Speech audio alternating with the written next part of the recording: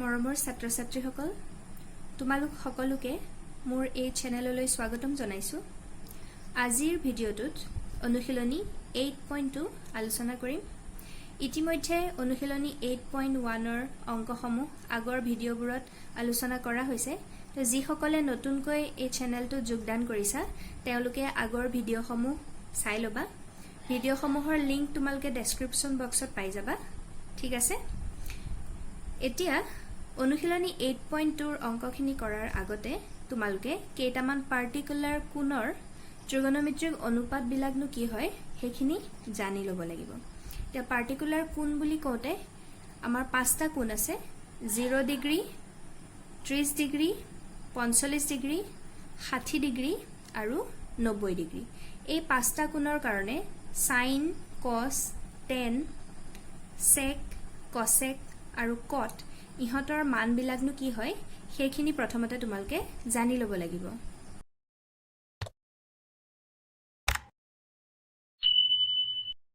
তোমালোকৰ কিতাপৰ page number 226ত এখন তালিকা আছে, তালিকা 8.1 সেইখন উলিয়াই লোৱা। তাত চোৱা এই যে আমি মেনশন কৰিছো পাৰ্টিকুলাৰ কোণ কেইটা 0 ডিগ্ৰী, 30 ডিগ্ৰী, 45 ডিগ্ৰী, 60 ডিগ্ৰী আৰু 90 ডিগ্ৰী। তো এই কেইটাৰ কাৰণে সাইন, কস, টেন, কসেক, সেক আৰু কট ইহঁতৰ মান বিলাকনো কি হয় তালিকাখনত ধুনীয়াকৈ দিয়া আছে। এতিয়া আমি সাইন, কস আৰু টেনৰ কাৰণে মনত ৰাখিলেই হ'ল, যিহেতু বাকি তিনটা কোণ এই তিনটা কোণৰ উলুটা কৰি দিলে আমি পাওঁ, হয়নে? ইয়াতে চোৱা সাইন 0 ডিগ্ৰী, ইয়াত যদিও সাইন এ বুলি আছে, এৰ মান প্ৰথম কলমটোৰ কাৰণে কি 0 ডিগ্ৰী। তো সাইন এ মানে সাইন 0 ডিগ্ৰীৰ মানটো সদায় 0 হয়। সাইন 30 মানে হ'ল 1/2, সাইন 45 ৰ ভ্যালু হ'ল 1/√2, সাইন 60 √3/2 আৰু সাইন 90 ৰ ভ্যালু 1। ঠিক আছে, এইখিনি মনত ৰাখিব লাগিব। নেক্সট কসৰ কাৰণে এই যদি সাইনটো মনত থাকে কসটো উল্টাকে লিখি দিলে হ'ল, cos 0 1, সাইন 90 টো 1 আছিলে কিন্তু cos 0 টো 1, cos 30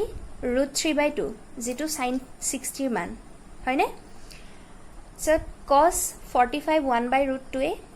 cos 60 হ'ল 1/2 আৰু cos 90 হ'ল 0। সাইনৰ এংগল কিটা আমি উভুটাকে যদি লিখি আনো তেতিয়া হলে cosৰ এংগলখিনি পাওঁ। গতিকে মনত ৰাখিবলৈ সুবিধা হয়।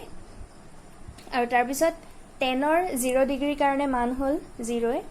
tan 30 1/√3,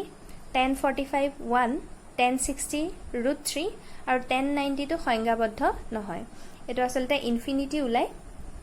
যেটো আমাক দৰকাৰ নাই, গতিকে সংজ্ঞাবদ্ধ নহয়। এতিয়া কসেকে আমি জানো যে কসেকটো সাইনৰ উলুটা। তো কসেক 0 ডিগ্ৰী সাইনটো উলুটা কৰি দিলে কি হ'ব 1/0, যেটো সংজ্ঞাবদ্ধ নহয়। কসেক 30 হ'ল 2, কসেক 45 √2, কসেক 60 2/√3 আৰু কসেক 90 হ'ল 1। ঠিক সেইদৰে sec 0 1, sec 30 2/√3, sec 45 √2, sec 60 2 আৰু sec 90 সংজ্ঞাবদ্ধ নহয়। আৰু cot a 0 ডিগ্ৰীৰ কাৰণে সংজ্ঞাবদ্ধ নহয়, cot 30 √3, cot 45 1, cot 60 1/√3 আৰু cot 90 0। এই তালিকাখন তোমালোকে পুৰা মনত ৰাখিব লাগিব। আৰু মই কৈছো মনত ৰাখিবলৈ একেবাৰে সহজ। তোমালোকে যদি সাইনটো মনত ৰাখা কসটো অটোমেটিক্যালি মনত আহি যাব, কাৰণ সাইনটো সাইন 0 পা 90 লে যিখিনি থাকে উল্টাকে cos 90 পা 0 লে সেইখিনি লিখি দিলে হ'ল, হয়নে? আৰু টেনটো মনত ৰাখিব লাগিব। মুঠতে সাইন, কস আৰু টেন এই তিনিটা যদি মনত ৰাখা তেতিয়া হলে কসেক, সেক আৰু কট উলিয়াবলৈ একেবাৰে সহজ। ঠিক আছে, যেহেতু আমি বিভিন্ন কোণৰ কাৰণে অনুপাত বিলাক শিকিলো, অনুশীলনী 8.2 ৰ অংকখিনি এতিয়া আমি কৰিব পাৰিম। ইয়াৰ 1 নম্বৰটোত কৈছে তলত দিয়া বিলাকৰ মান উলিওৱা। ইয়াত এতিয়া 6টা অংক দিয়া আছে, প্ৰত্যেকটোৰে মান কিমান হ'ব উলিয়াব লাগে। তো এই অংকখিনি কৰিবৰ কাৰণে আমি তালিকাৰ পৰা মান বিলাক ব্যৱহাৰ কৰিম। ঠিক আছে, আমাৰ প্ৰথম কোৱেশ্চনটোৱে দিয়া আছে sin 60 degree * cos 30 degree plus sin 30 degree * cos 60 degree. তো এতিয়া আমি ইতিমধ্যে গম পাই আহিছো যে কি sin 60 এর ভ্যালু হল √3/2 তো আমি sin 60 এর জায়গাত √3/2 পুট কৰিলো ইনটু cos 30 তার ভ্যালু হল √3/2 ঠিক আছে প্লাস sin 30 এর ভ্যালু হল 1/2 ইনটু আর cos 60 এর ভ্যালু হল 1/2 তো আমি ব্যবহার কৰিলো এতিয়া সোয়া √3/2 দুটা পূৰণ হৈ আছে তো আমি √3/2 হোল স্কয়াৰ বুলি পাতিব পাৰো একে সংখ্যা যেতিয়া দুটা পূৰণ হৈ থাকে আমি তাক স্কয়াৰ বুলি পাতো হয়নে প্লাস এফালেও 1/2 দুটা পূৰণ হৈ আছে গতিকে 1/2 স্কয়াৰ বুলি পাতিম এতিয়া ইহতক যদি আমি বৰ্গ কৰো ব্ৰ্যাকেটৰ ভিতৰৰ সবকে বৰ্গ কৰিব লাগিব √3 স্কয়াৰ কৰিলে √2 নাইকিয়া হৈ অনলি 3 থাকিব আৰু 2 স্কয়াৰ মানে 4 প্লাস এটো 1 স্কয়াৰ মানে 1 আৰু 2 স্কয়াৰ মানে 4 ঠিক আছে এতিয়া ইহতৰ লসাগু আমাৰ 4 এ হ'ব যেহেতু দুইটাতে 4 আছে লব কিটাও একে থাকিব 3 + 1 তাৰ মানে আমি কি পালো 4/4 হয়নে গতিকে আমি মানটো পালো গৈ 1 তো আমি প্ৰথম প্ৰশ্নটোৰ এনসাৰ কি পালো গৈ 1 বুজি পাইছা নিশ্চয় 2 নম্বৰটোত আমাক দিছে 2 tan square 45 degree plus cos square 30 degree minus sin square 60 degree তো ইয়াতো আমি মান বিলাকে বহাম 2 to থাকিবই তে স্কয়ার টু বাৰো বাদ দিও কি আছে আমাৰ tan 45 degree তো আমি tan 45 এৰ ভ্যালুটো পুট কৰিম যেটো 1 হয় হয়নে 2 into tan 45 মানে 1 কিন্তু tan স্কয়ার আছে গতিকে আমি 1 স্কয়ার দিম ঠিক আছে প্লাস cos square 30 তো তার কারণে আমি cos 30 এর ভ্যালুটো ব্যবহার করিম cos 30 মানে হল √3/2 কিন্তু আমাৰ স্কয়াৰ আছে গতিকে আমি হোল স্কয়াৰ দিব লাগিব মাইনাস sin square 60 তো ইয়াৰ কাৰণে আমি জানো যে sin 60 মান হয় √3/2 আৰু যেহেতু sin স্কয়াৰ আছে গতিকে আমি √3/2 হোল স্কয়াৰ বহাব লাগিব এতিয়া আমি জাস্ট ক্যালকুলেট কৰিলে হল 1 স্কয়াৰ মানে তো 1 এ আৰু 2 গুণ 2 প্লাস √3/2 হোল স্কয়াৰ কৰিলে কি হ'ব 3/4 √3 স্কয়াৰ কৰিলে only 3 থাকিব আৰু 2 স্কয়ার মানে 4 মাইনাস এটো কি হৈ যাব 3/4 এতিয়া সোয়া প্লাস √3/4 মাইনাস √3/4 দুইটা একে সংখ্যাই খালি চিন কিডাল বেলেগ বেলেগ তো এই দুটা কি হৈ যাব আমাৰ 0 হৈ যাব আকৌ আমি লসাগুলৈ কৰি থকাৰ প্ৰয়োজনই নাই এনে মিছামিছি দীঘলীয়া হ'বগৈ সংখ্যা কিটা একে চিন দুডাল বেলেগ বেলেগ তাৰ মানে 3/4 পৰা যদি আমি 3/4 এটা মাইনাস কৰি দিও আমাৰ আনসাৰটো তো 0 হ'ব তো আমাৰ বাকি থাকিল কি 2 যেটো হল আমাৰ উলিয়াবলগীয়া আনসাৰ ঠিক আছে এখিনি একেবাৰে সহজ খালি তোমালোকৰ হে তালিকাখনৰ পৰা মান বিলাক মনত থাকিব লাগিব প্ৰত্যেকটো অনুপাতৰ কাৰণে নেক্সট টু আছে cos 45 degree by sec 30 plus cosec 30 তো এতিয়া আমি জানো যে cos 45 এর ভ্যালু হল 1/√2 বহাই দিলো এটা sec 30 এটা ডাইরেক্ট যদি sec 30 টো মনলৈ না আহে তেতিয়া আমি কি জানো sec theta equal to 1/cos theta হয় cos theta উল্টা কৰি দিলে আমি sec theta পাও হয়নে এটো আমি জানো তো আমি cosৰ কাৰণে যদি 30 মানটো জানো cos 30 ভ্যালুটো কি হয় √3/2 তেতিয়া হলে sec 30 ভ্যালুটো তাক উল্টাই দিলে হল 2/√3 একিটা আসলতে মনতেই থাকিব লাগে মই এটো কিহৰ কাৰণে কৈছো যদি কাবাৰ কেনেবাকে খেলি মেলি লাগি যায় তেতিয়া তোমালকে ব্যৱহাৰ কৰিব পাৰিবা মুঠতে তোমালকে sin cos আৰু tan এই তিনিটাৰ কাৰণে পাঁচটা কোণৰ যেকিটা অনুপাত একদম হলহলিয়াকে মুখস্থ কৰিবা প্লাস cosec 30 cosec to আকৌ sin or opposite হয় sin theta উল্টা কৰি দিলে আমি cosec theta পাম তো cosec 30 কাৰণে আমি যদি কেনেবাকে পাহৰি যাও sin 30 টো মনত আহিলো হ'ব তে sin 30 ভ্যালু হল 1/2 গতিকে cosec টো তাক উল্টা কৰি দিলে কি হ'ব 2 হ'ব cosec 30 ভ্যালু 2 এতিয়া আমি এটো ক্যালকুলেট কৰিলে হল উপৰত কি আছে 1/√2 আৰু তলত এটা আছে 2/√3 + 2 এই দুইটোৰ তলত একো নাই মানে 1 আছে তো ইহঁত কেটাৰ লসাগু ললে কি হ'ব √3 1 আৰু √3 লসাগু √3 হ'ব তে এটো √3 ঠিকে আছে গতিকে ওপৰৰ লবটো একেই থাকিব প্লাস ইয়াৰ 1 আছিল কিন্তু আমি কি পাতি দিলু √3 তাৰ মানে 1 ৰ লগত √3 পূৰণ কৰিছো গতিকে 2 ৰ লগতো √3 পূৰণ কৰিম এতিয়া গতিকে কি হ'ব 2√3 ঠিক আছে এতিয়া সোয়া এই ধৰণে যদি দুটা ভগ্নাংশ আকো ভগ্নাংশ হিচাপে থাকে তেতিয়া ওপৰৰ যেটো ভগ্নাংশ হেতু ঠিকে থাকে 1/√2 তাৰ পিছত আমি পূৰণ চিন ব্যৱহাৰ কৰাৰ লগে লগে তলৰ ভগ্নাংশটো উল্টা হৈ যাব তো তলৰ ভগ্নাংশটো উল্টা হৈ গলে কি হ'ব এই হৰটো ওপৰলৈ যাব √3 আৰু লবটো তললৈ আহিব 2 + 2√3 ঠিক আছে এতিয়া নেক্সট কি হ'ব যেহেতু একো কাটাকুটি যাব পৰা অৱস্থাত নাই গতিকে লবে লবে পূৰণ হৈ যাব 1 আৰু √3 পূৰণ কৰিলে √3 হ'ব আৰু এই √2 লগত 2 + 2√3 পূৰণ কৰিম এতিয়া সো এই √2 ৰে প্ৰথম 2 পূৰণ কৰিম 2 পূৰণ কৰিলে কি হ'ব 2 * √2 প্লাস এই √2 ৰে 2√3 পূৰণ কৰিম এতিয়া ইয়াত একে জাতীয় কি আছে √2 আৰু √3 একিটা প্ৰায় একে নিচিনা কাৰণ দুইটাতে √over আছে গতিকে 2 * ৰুটৰ ভিতৰৰ কিটা পূৰণ হৈ গলে কি হ'ব 2√6 এতিয়া অংকৰ এটা নিয়ম হল এই ধৰণে ভগ্নাংশত যদি উত্তৰটো ওলাই তেতিয়া হলে আমি হৰটো সদায় পৰিমেয় সংখ্যা হিচাপে প্ৰকাশ কৰিব লাগে কিন্তু ইয়াত সোৱা √2 আৰু √6 দুইটাই অপৰিমেয় সংখ্যা তো আমি এতিয়া হৰ পৰিমেয়কৰণ কৰিব লাগিব এতিয়া এনেকুৱা থাকিলে আমি জানোই যে হৰ পৰিমেয়কৰণ কৰিবলৈ হলে কমপ্লেক্স কনজুগেট পূৰণ কৰিব লাগিব তলে ওপৰে হৰৰ কমপ্লেক্স কনজুগেট চালে হল আমাৰ আছে 2√2 +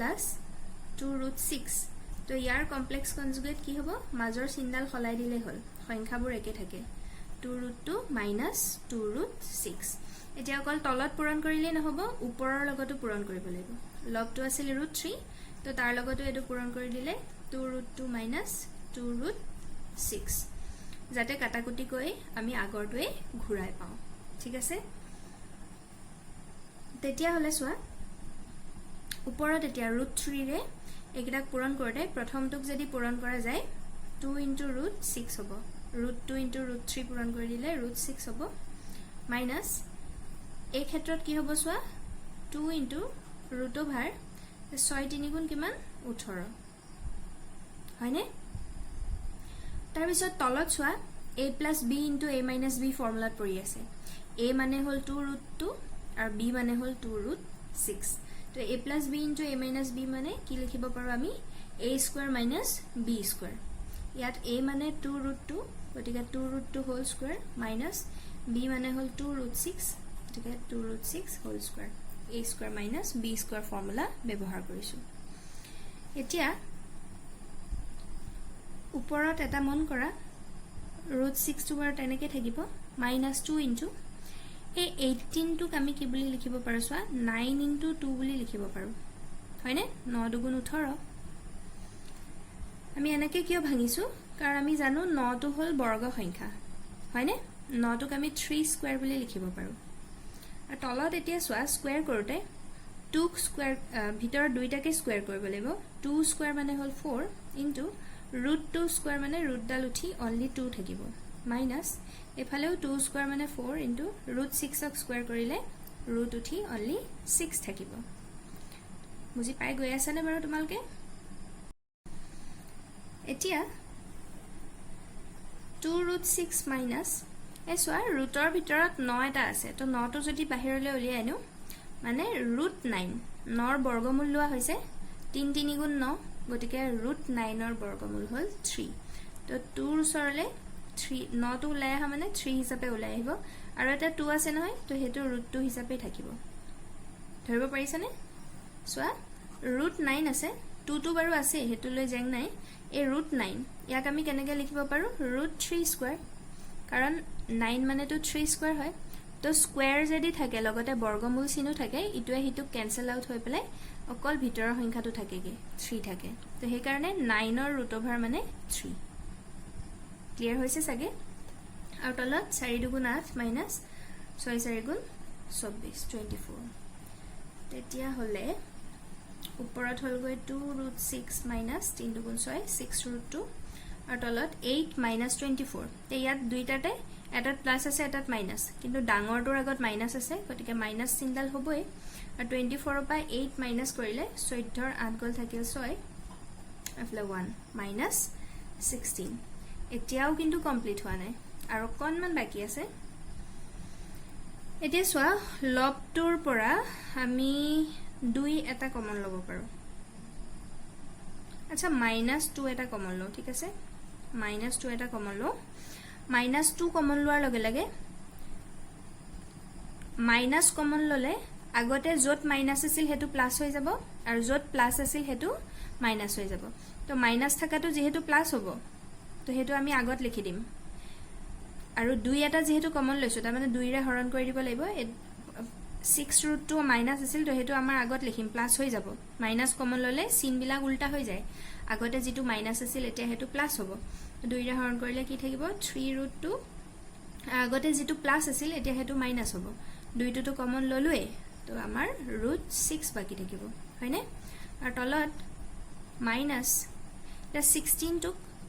2 into 8 হিচাপে লিখিব পাৰো 8 দুগুণ 16 তেসো মাইনাস মাইনাস কাটি দিলু 2 2 ক্যান্সেল হৈ গল হয়নে তেতিয়া হলে আমাৰ আনসাৰটো কি হ'বগৈ 3√2 minus √6 divided by 8 এটো হল আমাৰ নিৰ্ণয় আনসাৰ অংকটো অকমান দীঘলীয়া হৈছে খালি মন কৰিবা তোমালকে যে হৰটো যদি অপৰিমেয় সংখ্যা থাকে সদায় হৰ পৰিমেয়কৰণ কৰিব লাগিব তাৰ পিছত 4 নম্বৰটো আছে sin 30 plus tan 45 minus cosec 60 divided by sec 30 plus cos 60 plus cot 45 তো ইয়াত এতিয়া আমি আকৌ তালিকাৰ পৰা ভ্যালুবোৰ ব্যৱহাৰ কৰিম sin 30 ৰ ভ্যালু হল 1/2 plus tan 45 ৰ ভ্যালু 1 minus cosec 60 ৰ ভ্যালু হল 2/√3 next হৰত sec 30 ইয়াৰ ভ্যালু হল 2/√3 plus cos 60 ৰ ভ্যালু হল 1/2 plus cot 45 ৰ ভ্যালু হল 1 ঠিক আছে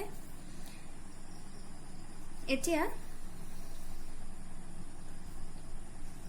আমাৰ ওপৰৰ তিনটাত যদি আমি লসাগু লবলগীয়া হয় তেতিয়া সোৱা কি আছে হৰ কিটা সাম 2 1 ৰ তলত একো নাই মানে 1 আছে আৰু ইয়াত আছে √3 তো 2 1 আৰু √3 ইহতৰ লসাগু লবলগীয়া হলে আমি গুটে কেটা পূৰণ কৰি দিলেই হল কাৰণ যেহেতু সামঞ্জস্য নাই কে 2 1 পূৰণ কৰিলে 2 গুণ 2 আৰু লগত √3 পূৰণ কৰিলে লসাগু হ'ব 2√3 হয়নে তেতিয়া হলে সোৱা ইয়াত আছিল 2 আমি লসাগু কি লৈছো 2√3 মানে লগত √3 এটা পূৰণ হৈ আছে গতিকে আমি লবটোৰ লগতো √3 পূৰণ কৰিম 1 ৰ লগত √3 পূৰণ কৰিলে কি হ'ব √3 হ'ব প্লাস ইয়াতো 1 আছিল আমি কি লিখিছো 2√3 তো আমাৰ লবটো অৰ্থাৎ 1 ৰ লগতো 2√3 পূৰণ হ'ব মাইনাস ইয়াত √3 আছিল তে লগত 2 এটা পূৰণ হৈ আছে লসাগুত তো ওপৰৰ লবটোৰ লগতো 2 এটা পূৰণ হ'ব 2 দুগুণ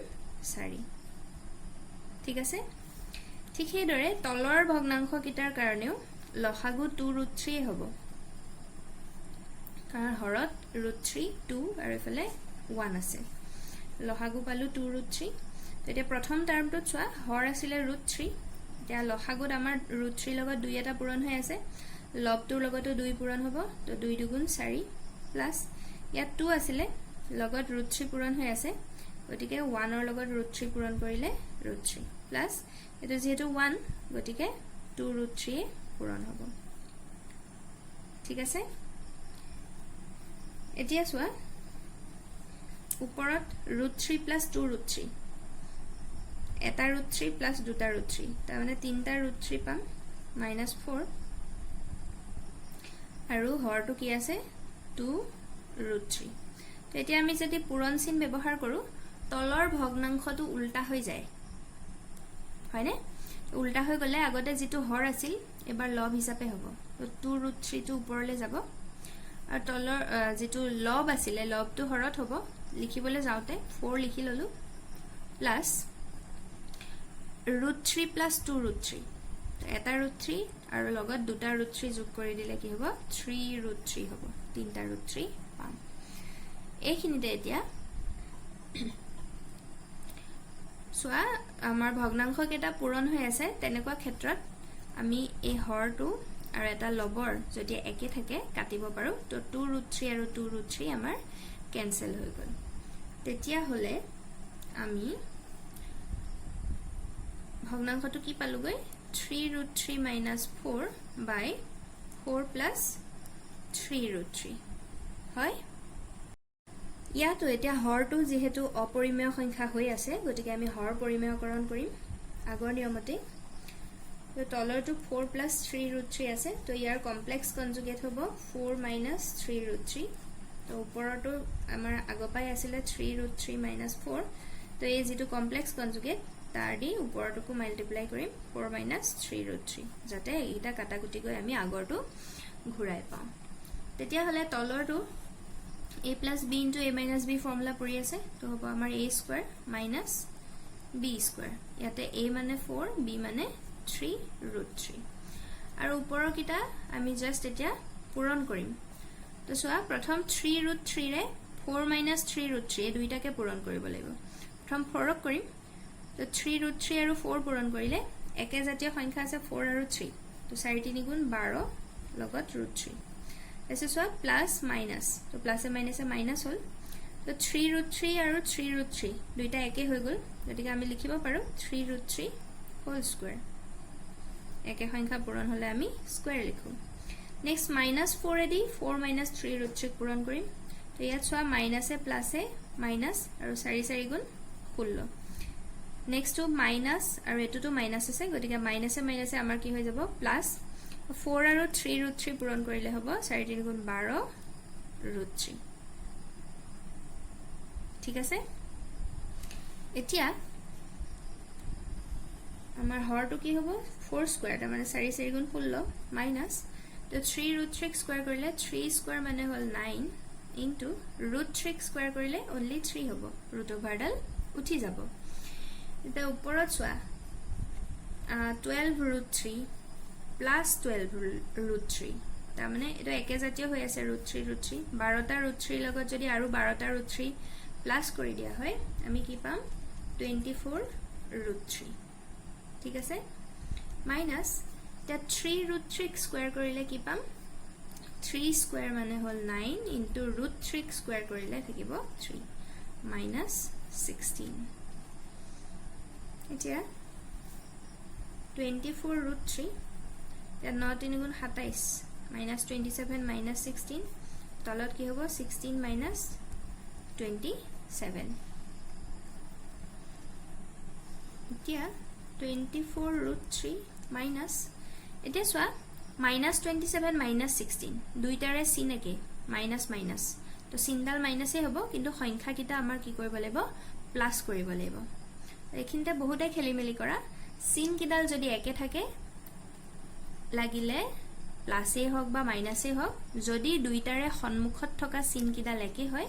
সংখ্যা দুটা আমি যোগ কৰিব লাগিব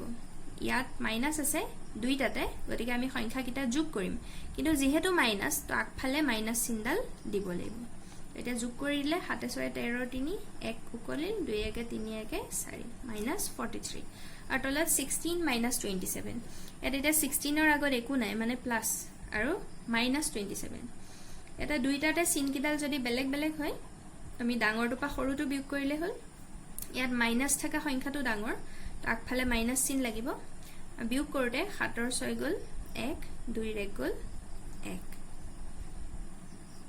ঠিক আছে এতিয়া আমি খালি হৰটোৰ মাইনাস ডাল যদি নাইকিয়া কৰিবলগীয়া হয় ওপৰৰ সংখ্যাটো উল্টাই লিখি দিলে হল 43 আগত মাইনাস আছে হেতু আমি আগলৈ লৈ আহিলো প্লাস লিখি দিলো আৰু এটো প্লাস আছিল গতিকে আমি आंसर পালুগৈ 43 minus 24√3 by 11 ঠিক আছে 5 নম্বৰটো আছে 5 cos square 60 plus 4 sec square 30 minus tan square 45 by sin square 30 plus cos square 30 এতিয়া এইখিনিতে একো ক্যালকুলেট নকৰাকে যেটো হৰ আছে হৰৰ ভ্যালুটো আসলতে 1 হ'ব এটো এটা ফৰ্মুলা আছে তোমালকে নেক্সট অনুশীলনীত পাবা গৈ কিন্তু যেহেতু এতিয়ালৈকে হে ফৰ্মুলাটো ডিসকাস কৰা হোৱা নাই গতিকে আমি ভ্যালু পুট কৰাৰ প্ৰসেছটোৱে ব্যৱহাৰ কৰিম এটা কি আছে 5 into cos square 60 তো আমি জানো যে cos 60 এর ভ্যালু হল 1/2 যেটো স্কয়ার আছে গতিকে আমি হোল স্কয়ার দিম plus 4 into sec square 30 the sec 30 value hol 2/√3 আৰু square আছে দিব লাগিব minus tan square 45 tan 45 ৰ value 1 গতিকে হ'ব 1 square তলত আছে sin square 30 তো sin 30 value 1/2 square আছে plus cos square 30 তো cos 30 হল √3/2 আৰু whole square এতিয়া লবৰ ভগ্নাংশখিনি কৰিলো আমি প্ৰথম 5 into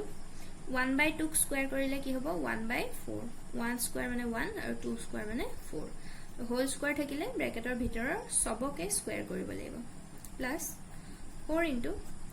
2/√3 স্কয়াৰ কৰিলে 2 স্কয়াৰ মানে হল 4 আৰু √3 স্কয়াৰ কৰিলে only 3 হ'ব minus 1 আৰু এটো হ'ব 1/4 plus 3/4 অসুবিধা নাই নিশ্চয় এতিয়া 5 into 1/4 আমাৰটো কাটাকুটি না যায় গতিকে কি হ'ব 5/4 কাখত পূৰণ হৈ থকা মানে সদায় লগটোৰ লগত পূৰণ হৈ থকা বুজায় প্লাস এটো কাটাকুটি না যায় গতিকে কি হ'ব 4 4 গুণ 16 16/3 minus 1 আৰু তলত লসাগু ললে কি আহিব 4 ওপৰত হৈ যাব 1 plus 3 এতিয়া ওপৰৰ ভগ্নাংশ কিটাৰ যদি চাও হৰ কিটা কি আছে 4 3 আৰু ইয়াত 1 তলত একো নাই মানে 1 আছে তো এই হতৰ লসাগু হ'ব 4 3 গুণ 12 এতিয়া এইখিনিতে ম্যাক্সিমাম লৰছলে খেলিমেলি কৰা সো ইয়াত কি আছিল 4 আমি লিখি দিলু 12 তাৰমানে 4 লগত কি পূৰণ কৰিছো 3 পূৰণ কৰিলে 12 পাও গতিকে ওপৰৰ লবটোৰ লগতো হে 3 এ পূৰণ কৰিম 5 3 গুণ কি হ'ব 15 প্লাস ইয়াত আছিল 3 আমি কি লিখিছো 12 তো 3 লগত কি পূৰণ কৰিলে 12 হয়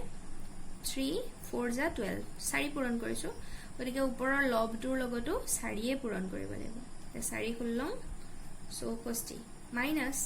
ইয়াত একো নাই মানে তলত 1 আছিল কিন্তু আমি লিখি দিলু 12 তাৰ মানে 1 12 লগত পূৰণ কৰিছো তো ওপৰটোৰ লগতো পূৰণ কৰি দিলে 12 গুণ 12 আৰু তলত হল 4/4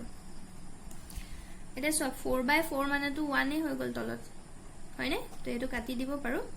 তলত আমাৰ 1 থাকিব গতিকে হেতু নাপাতিলেও হল ওপৰৰ ভগ্নাংশটো আমি ক্যালকুলেট কৰিম এতিয়া 15 plus 64 এই দুইটাৰে আগতে প্লাস আছে গতিকে আমি যোগ কৰি দিম 5 4 9 আৰু 6 1 7 79 minus 12 আৰু তলত কি আছে 12 এতিয়া 79 ৰ পৰা 12 গলে 9 ৰ 2 গল 7 7 ৰ 1 গল 6 67/12 তো আমাৰ কাটাকুটি না যায় গতিকে এটোই হল আমাৰ आंसर नेक्स्ट 6 नंबर तो दिया আছে cosec 30 plus cosec 60 plus cosec 90 divided by sec 0 plus sec 30 plus sec 60 degree তো ইয়াত আকৌ আগৰ দৰে আমি মানবিলাক ব্যৱহাৰ কৰিম cosec 30 ৰ ভ্যালু হল 2 plus cosec 60 ৰ ভ্যালু 2/√3 plus cosec 90 হল 1 ঠিক আছে তাৰ পিছত sec 0 ভ্যালু আমি তালিকাৰ পৰা জানো 1 plus sec 30 ভ্যালু হল 2/√3 plus sec 60 ভ্যালু হল 2 হয় এতিয়া সোয়া এটো আমি লসাগু লৈও কৰিব পাৰো হেটো অকমান দীঘলীয়া হ'ব তাতকে অকনমান যদি মন দিয়া সোয়া ওপৰতো কি কি সংখ্যা আছে 2/√3 আৰু 1 গোটে কিটা প্লাসতে আছে আৰু তলতো কি আছে 1 2/√3 আৰু 2 একে কিটা সংখ্যাই নাই জানো এতিয়া এটা কাম কৰি দিও সোয়া 2 আৰু 1 একেজাতীয় সংখ্যা আমি প্লাস কৰিব পাৰো 2 + 1 কৰিলে কি হ'ব 3 + 2/√3 ইয়াতো 1 + 2 কৰিলে কি হ'ব 3 + 2/√3 এতিয়া যদি আমি ভগ্নাংশটো লক্ষ্য কৰো লবটোটো কি আছে 3 + √3 হৰটোটো আছে 3 + √3 যেটো একেকিটাই সংখ্যা তো এটা সংখ্যাক যদি সেই সংখ্যাটোৰে হৰণ কৰা হয় তো এটা আমি কি পাওঁগৈ आंसर 1 পাওঁগৈ তো এনেকে কৰিলে তোমালকৰ সহজতে ওলাব লসাগুলৈ কৰিলেও সেই একে 1 এ ওলাবগে তো তোমালকে লসাগুলৈ এপাক ঘৰত নিজে কৰি চাবা কিন্তু আমাৰ কথাটো হল আমি যিমান পাৰো সহজকে কৰিব লাগিব কাৰণ পৰীক্ষাত টাইম লিমিটেড থাকে হয়নে তো আমি এই টেকনিকটো ইউজ কৰিলো যেহেতু উপৰে তলে একে সংখ্যাই আছে যেনেকৈ আমাৰ কি হয় 3/3 মানে 3ক 3 ৰে হৰণ কৰিলে আমি आंसरটো 1 পাওঁগে বা 5ক 5 ৰে হৰণ কৰিলে आंसर 1 পাওঁগে গতিকে ইয়াটো 3 + 2√3 ক যদি আমি 3 + 2√3 ৰে হৰণ কৰো তেতিয়া কি হ'বগৈ 1 এ হ'ব आंसर বুজি পাইছা নিশ্চয়